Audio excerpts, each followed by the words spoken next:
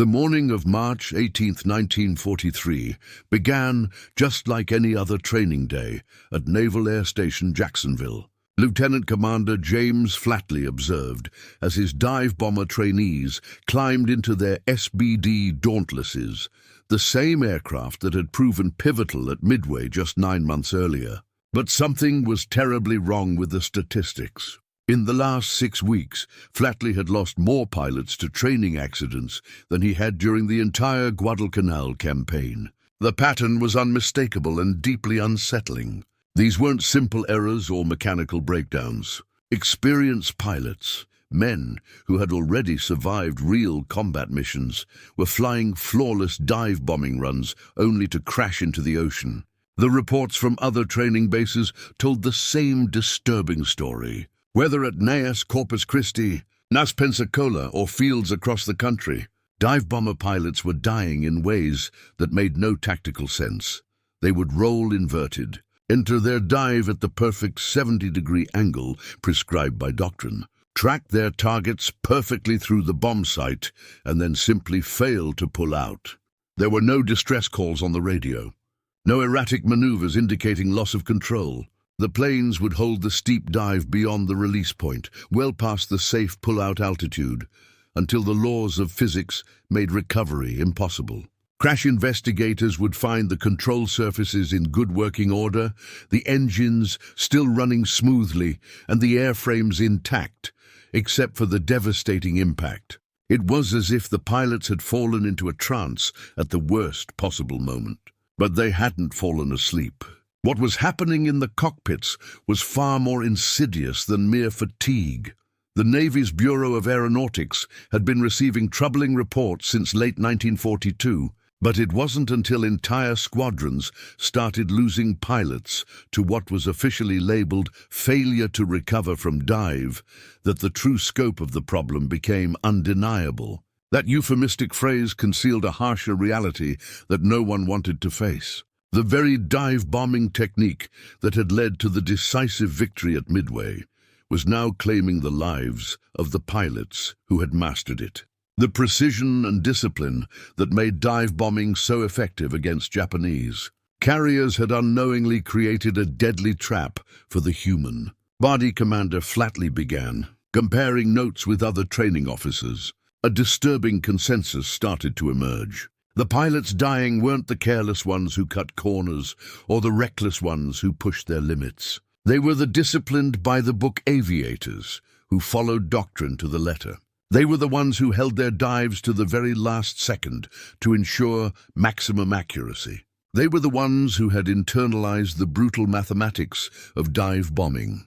Every extra 100 feet of altitude at the release meant a substantial increase in the missed distance to the target. Against a moving warship, that missed distance could mean the difference between hitting the target or wasting the bomb. So these pilots trained themselves to wait, to hold that high-speed dive until the last possible moment before pulling up. And that unwavering discipline, that commitment to perfection, was killing them at a rate that threatened to ground the entire dive bomber force. What nobody had calculated properly was how the human body reacts when a 2-ton aircraft transitions from a 70-degree dive at 300 mph into a pull-out maneuver. The math was simple. The physiology was not. When a pilot yanked back on the stick to begin recovery, he wasn't just changing the plane's flight path. He was subjecting his circulatory system to forces it was never designed to endure. At the bottom of a typical dive bombing pull-out, pilots experienced 5 to 7 Gs of force, meaning their blood suddenly weighed 5 to 7 times its normal weight. This gravitational pull drained the blood from their brains and sent it rushing to their lower body and legs. The process happened too quickly for the pilot's mind to keep up. First, they would lose their peripheral vision, what pilots called a grey out. The edges of their visual field would darken and fade to a foggy blur as the retinas starved of oxygen-rich blood shut down. This occurred around 4 Gs and lasted about 2 seconds. Then came tunnel vision, where only the center of the visual field remained functional, and reading instruments became nearly impossible. At 5.5 Gs, Most pilots experience total blackout, complete loss of vision, though they remain technically conscious. At 6 Gs and beyond, consciousness itself began to slip away. The brain, deprived of nearly 70% of its blood flow, simply shut down to protect itself. What made dive bombing so deadly was the timing. The entire pull-out maneuver from initiation to level flight took between 4 to 6 seconds. But G-induced blackout could start in under 2 seconds, and full unconsciousness could follow in just 4. The timing was catastrophic. A pilot would start his pull-out, feel the G-forces building, sense his vision narrowing, and then lose consciousness precisely at the moment he needed it most. The control stick would slacken, the pull-out would stop mid-arc, and the aircraft would continue its dive with an unconscious pilot still at the controls. Even worse, when the pull-out was initiated, the G-forces rapidly accelerated, and by the time the pilot was about to regain control, he would be completely unaware of the gravity of the situation. The G-forces would finally subside, either as the aircraft entered a terminal spiral or, more grimly, when it hit the water. Occasionally, in that final moment, consciousness would return to the pilot, offering just enough awareness to comprehend the inevitable death they were about to face. The Navy's Bureau of Medicine carried out tests at the centrifuge facility in Pensacola, subjecting volunteer pilots to the exact G-forces experienced during dive bombing pullouts. The findings were sobering. When pilots were forewarned about the high G-forces and instructed to tense their abdominal and leg muscles, a technique that could delay blackout for a crucial second or two, they managed to remain conscious during pullouts that would otherwise have caused them to lose awareness. However, in actual flight, during the final moments of a dive, with the target rushing toward them and their entire focus on keeping the bomb site pipper-centered, pilots often forgot to perform the anti-G straining. The mental load of the task was too much to manage. By the time they started the pullout, it was already too late to prepare their bodies for the oncoming G-forces.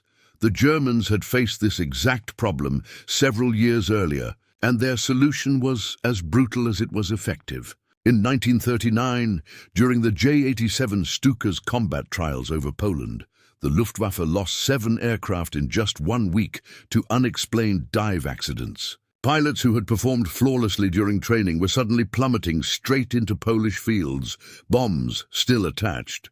An investigation revealed that experienced pilots were blacking out during pullouts at such alarming rates that the Stuka was becoming operationally unsustainable.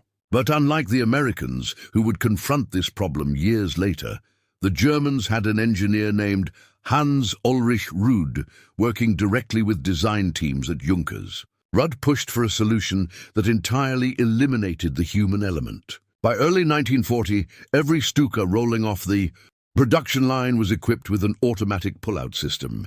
The system was ingeniously simple. Before beginning a dive, the pilot would set a recovery altitude on a barometric switch. When the aircraft reached that preset altitude, pneumatic actuators would automatically pull the control column back, regardless of what the pilot was doing. Even if the pilot had blacked out or released the stick completely, the aircraft would pull itself out of the dive. The system had a manual override, a large red handle the pilot could pull to regain control. However, that override required conscious effort. If the pilot had lost consciousness, the automation would save his life without any input from him. The results were immediate and dramatic. Stuka loss rates due to dive accidents dropped by over 80% within 3 months of the system's widespread deployment. Pilots reported feeling the stick automatically pulling itself back during pullouts they barely remembered initiating. Some described regaining consciousness in level flight with no recollection of the previous few seconds. The automatic system had a secondary, unexpected benefit. It allowed pilots to hold their dives longer.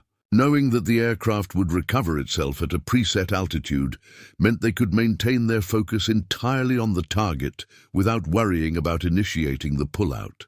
They could concentrate on accuracy, trusting the system to handle the recovery. However, When American intelligence officers evaluated captured Stukas in North Africa during 1941 and 1942, they dismissed the automatic pullout system as an example of typical German over-engineering. The American aviation community held a deep skepticism toward automation. The belief was that pilots should fly their aircraft, not rely on machines to do it for them. This mindset persisted even as accident reports accumulated. When Navy test pilots evaluated a captured Ju-87 at Naval Air Station Puxon River in December 1942, their report acknowledged the automatic pullout system but considered it a crutch for pilots of insufficient skill rather than a solution to a serious physiological problem. That flawed assessment would cost American lives for another 8 months before reality forced a shift in thinking. On March 22, 1943, during a routine training exercise off the Florida coast, Lieutenant Robert Chen, a member of the USS Yorktown's Air Group 3, never pulled out of his dive. His wingman, Ensign Marcus Webb, watched in horror as Chen's Dauntless held its dive past the release point, past the altitude where recovery should have begun, until it crashed into the water in a vertical impact that left no remains. Chen was the squadron's third fatality in 2 weeks, and he would not be the last. 5 days later, Lieutenant William Stamper initiated a dive in the same exercise. His radio remained silent, and his aircraft maintained its trajectory. Observers on the Yorktown's deck saw Stamper's SBD hold its dive, passing every altitude marker, yet never initiating the pullout. The impact sent a plume of white water into the air, visible for miles.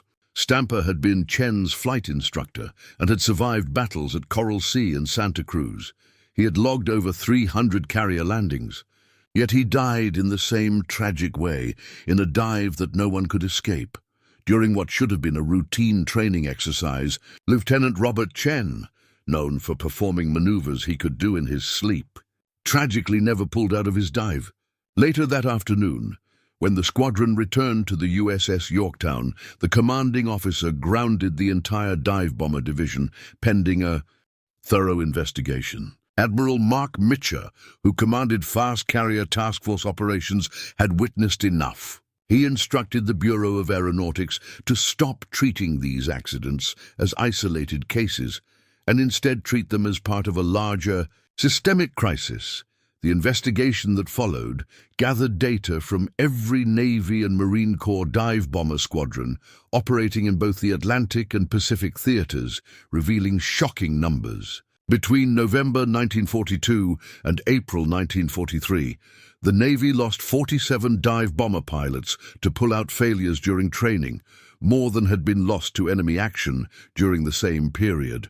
Combat squadrons also reported that 15 to 20% of pilots experienced partial blackouts during operational dives, and several combat missions had been compromised when section leaders blacked out, forcing their wingmen to break off and escort them to safety.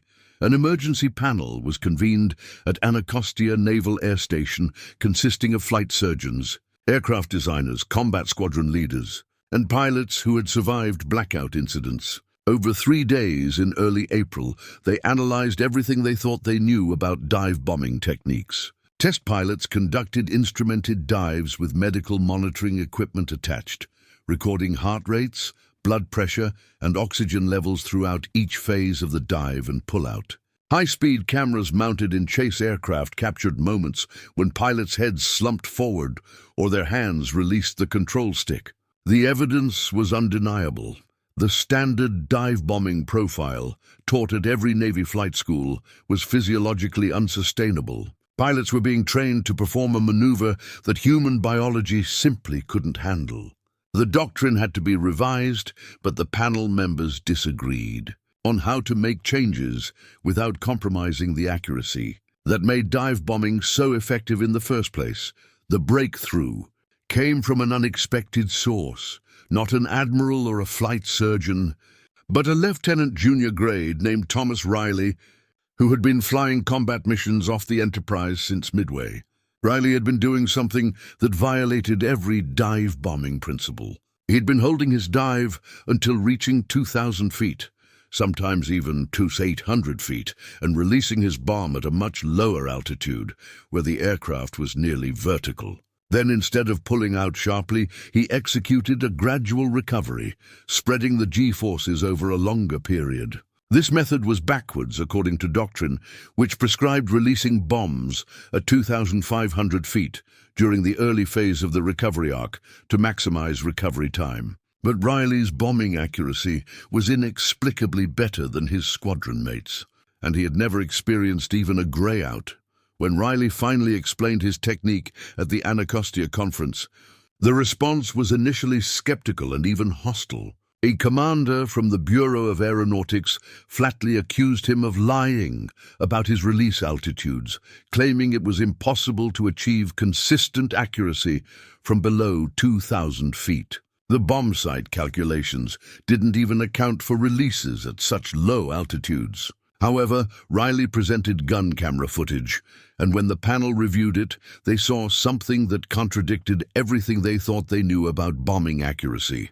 Riley's bombs were hitting within a circular error probable CP of just 35 feet, far better than the 65-foot CP that was considered excellent for dive bombing.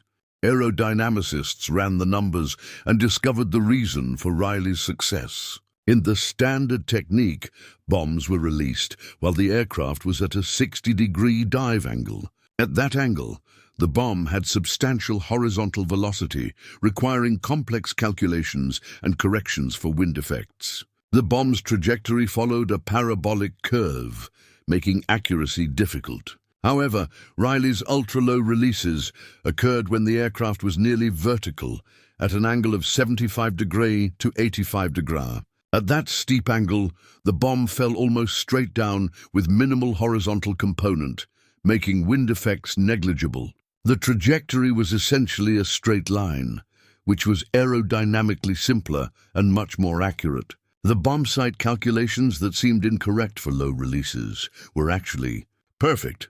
It just hadn't been properly tested because the doctrine assumed pilots would be dead before they could get that low. The G-force advantage was also significant. By holding his dive longer and then pulling out gradually, Riley spread the same G-load over 7 or 8 seconds instead of compressing it into 4. The peak G-forces were lower, around 4.5 Gs, as opposed to 6 or 7, which kept him safely below the blackout threshold. The gradual onset of G-forces allowed his cardiovascular system time to adjust. His blood pressure could stabilize, and he could maintain his anti-G straining without reaching the point of blacking out. This method not only saved lives, but also made dive bombing safer and more effective.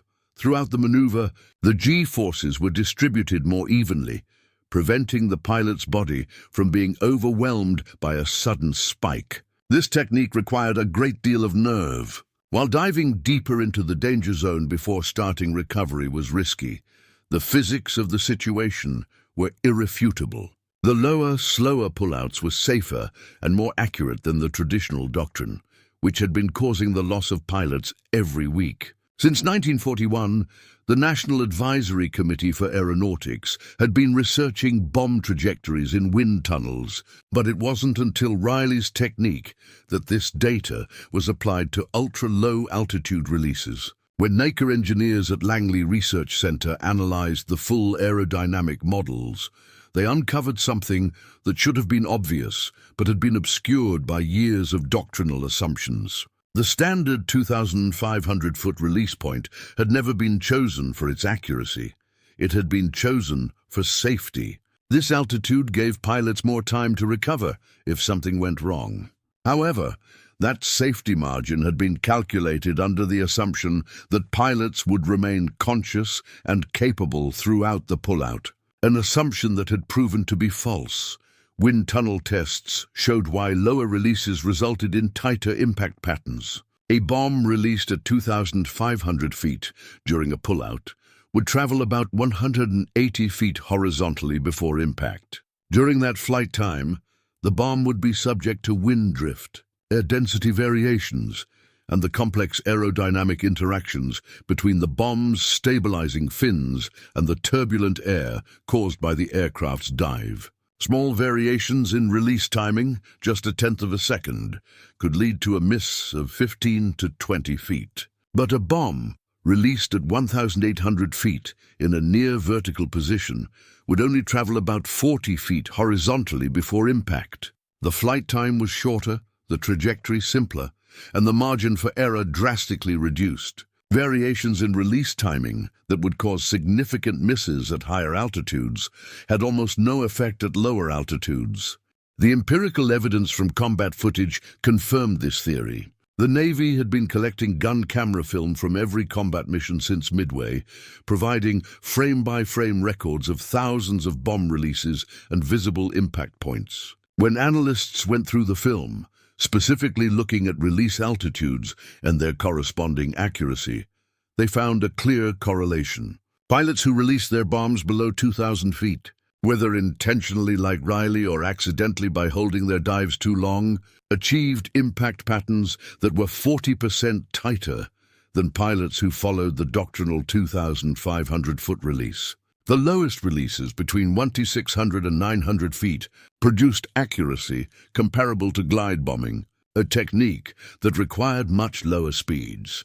The G-force distribution further explained the success of the low-altitude technique. Using accelerometers installed in test aircraft, engineers mapped the exact G-loading profiles for pullouts initiated at different altitudes. A pullout begun at 2,500 feet required immediate and maximum pressure on the control stick, as the pilot had to arrest the dive quickly due to the limited altitude. This aggressive recovery produced 6 to 7 Gs, which caused blackouts. However, a pullout initiated at 1,800 feet could be more gradual, as the pilot was closer to the water and had more vertical attitude, providing a longer recovery arc. This gradual recovery meant the pilot could apply steady pressure on the stick, reducing the G-forces and keeping the peak load below 5 Gs. This was well within the range where pilots could maintain full consciousness and continue functioning effectively. Changing the doctrine was one challenge. Retraining an entire combat aviation force to adopt a technique that contradicted years of muscle memory was another. In June 1943, the Navy set up an experimental dive bombing school at Naval Air Station Jacksonville under the supervision of Commander Flatley. The curriculum was completely overhauled, based on the delayed pullout technique, which pilots quickly nicknamed riding the edge, or simply the late pull. The first challenge was psychological, convincing experienced pilots that flying closer to the water before pulling out wasn't reckless, but actually safer. The training began with classroom sessions that felt more like physics lectures than standard flight briefings. Pilots attended presentations on G-induced loss of consciousness, with charts illustrating blood flow during high G maneuvers and graphs showing the correlation between G-force onset rates and blackout probability. Flight surgeons explained how the human visual system failed when the retinas were deprived of oxygen. Instructors made sure every pilot understood that this wasn't a matter of bravery or skill, it was biology. The best, most skilled pilot in the world would still black out at 6 Gs if the recovery was too abrupt. The goal wasn't to fight G-forces, but to manage them by spreading them over time, so the body could adapt rather than shut down. Next came the instrument work. The new technique required pilots to trust their altimeters, even when every instinct told them to pull out immediately. Instructors had pilots practice in link trainers, primitive flight simulators, repeating dive profiles over and over while calling out their altitudes. Passing 3,000 feet holding the angle, passing 2,500 feet holding the angle, passing 2,000 feet sight picture steady, 1,800 feet initiating pullout. These verbal call-outs helped pilots keep their focus on their altitude instead of relying solely on instinct, which could often lead to an unsafe recovery.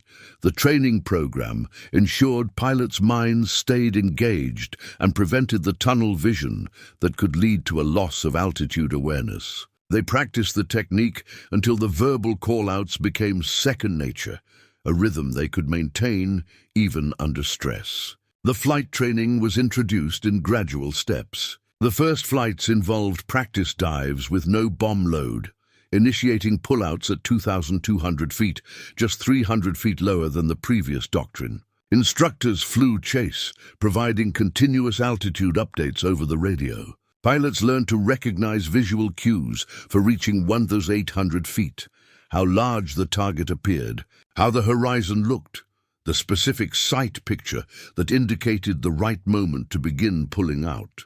They practiced the gradual pullout, applying steady back pressure rather than jerking the stick. They also practiced anti-G straining that began before the pullout and continued throughout the recovery.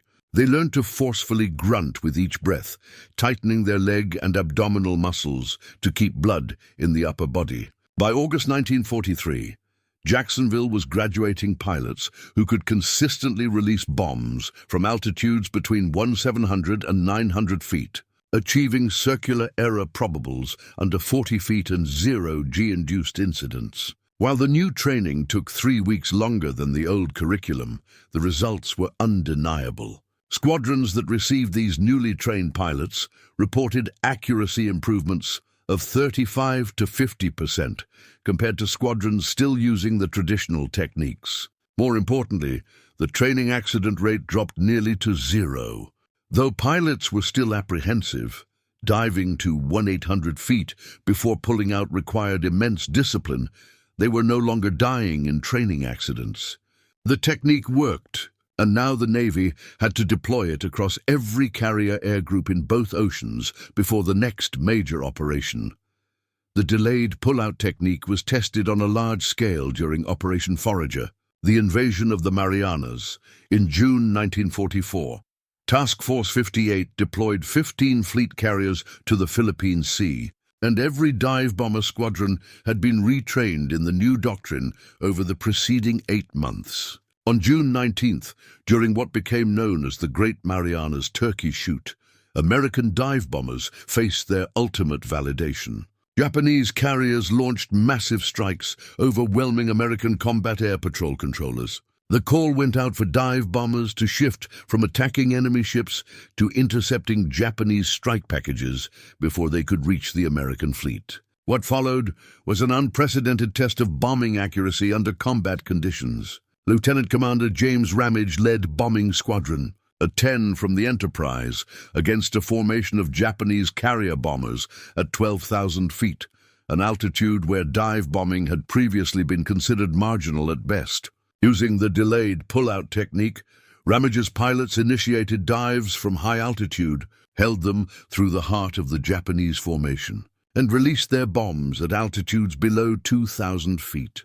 Still traveling at speeds exceeding 280 knots. The bombing accuracy was devastating. Post-action analysis credited VB-10 with destroying or damaging 23 Japanese aircraft in a single pass, accuracy rates that would have been impossible with the old high-release technique. Ramage's own bomb struck a Kate torpedo bomber with such precision that the explosion scattered wreckage across a quarter-mile radius. Not a single pilot in his squadron reported even partial blackout during recovery. The statistics from the Marianas operation told the full story. Dive bomber squadrons, using the delayed pull-out technique, achieved hit rates of 32% against maneuvering warships, compared to historical averages of 18 to 22% in earlier battles. During the strikes against Japanese carriers on June 20th, bombs released below 2,000 feet accounted for 14 of the 18 direct hits recorded by American dive bombers. The Japanese carrier Hiyo took 3 bombs in rapid succession from VB-2 pilots, all releasing from between 1,500 and 1,850 feet. These bombs punched through the flight deck with such precision that 2 bombs entered the same elevator shaft. The carrier sank within hours, and post-war analysis of the wreckage showed impact patterns clustered within a 50-foot circle, an accuracy that would have seemed impossible. Just 18 months earlier, pilot survival statistics also showed dramatic Improvement in the 6 months following the implementation of delayed pull-out training. G-induced loss of consciousness incidents dropped by 91% across carrier air groups, and combat loss rates from dive accidents fell to statistically insignificant levels. Fewer than 1 pilot per 1,000 sorties compared to 15 per 1,000 during the dark days of early 1943. The technique had completely solved the blackout crisis. But more importantly, it had transformed dive bombing. The ability to release bombs accurately from ultra-low altitudes meant that dive bombers could now attack targets that had previously required multiple squadrons. Single aircraft could disable destroyers, and 2 plane sections could disable cruisers. By the time the Okinawa campaign began in April 1945, the delayed pullout had become so fully integrated into dive bomber doctrine that new pilots arriving from training command didn't even know there had been an older technique. They had learned to ride their dives down to 1,800 feet from their very first training flight, and the old high-altitude releases seemed recklessly inaccurate by comparison. Final statistics from the Pacific War showed that dive bombers trained in the delayed pullout technique sank or damaged 47% more enemy shipping per sortie than squadrons using pre-1943 methods. They achieved this with lower loss rates, better pilot survival, and accuracy that transformed dive bombing from an area weapon into a precision instrument. The technique that had once seemed suicidal in 1943 had become the gold standard by which all other bombing methods were measured. The pilots who trusted physics over instinct, who pushed their bodies to hold those screaming dives just a few seconds longer, had rewritten the rules of naval aviation, and they had done it by learning to pull out late.